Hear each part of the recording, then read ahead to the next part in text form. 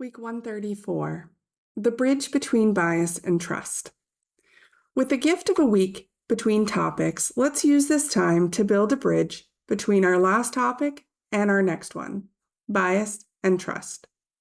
After my personal experience in last Monday's curated conversation, I reached out to every participant to offer a safe space to share their experience with me. I was not expecting what I received in return. Each person, with their unique background and perspective, shared a different experience. Despite being in the same room, engaging in the same conversation with the same people, and hearing the same thing, each person filtered our conversation on bias through their life experience and personal biases, which created individual outcomes of experience. This validated my perception that no one is immune from bias. Each and every one of us walked away with something different.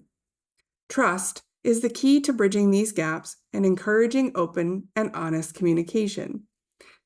This has been an enlightening experience to witness, to re-wonder what even is reality, to recognize why we may fall into belief patterns as this awareness empowers us to actively work towards mitigating biases, to acknowledge the importance of surrounding ourselves with various people, perspectives, and conversations that will support our personal and professional growth. Trust and relationship matter. If we're to actively work towards mitigating biases, it begins with having the trust and safety to do so. As human beings, our brains are wired for safety, and we often operate our lives and businesses from a place of comfort.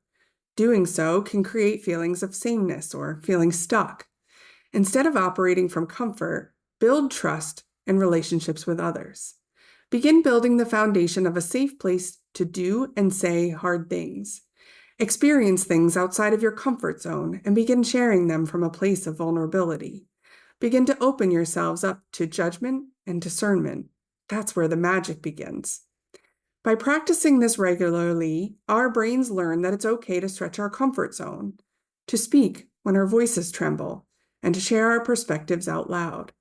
This builds the foundation of a relationship with others that shows our humanness and our willingness to learn and try something different. When you witness that your experience is entirely different from my experience, you begin to remove the labels of right or wrong. Notice the discomfort that arises, discern, and choose something different from what feels comfortable. Recognize that the brain automatically feeds information from deep mental maps that have grown from your past experiences. When we create safe spaces for ourselves, our thoughts, and ideas while remaining open to consideration from others, we also create a safe space for others to do that as well. From there, your work begins to ripple out into others you are building relationship with. Considering bias in our businesses is as important as considering it in our personal lives. Whether you're an entrepreneur, small business owner, or large corporation, your actions are witnessed by others who move through the world differently than you do. Bias and trust are the foundation of bridging where you stand and where your customers are. My question for the community this week is, are you playing it safe, or are you stretching to build and meet the diverse needs of your customers and your relationships? I'd love to hear your response.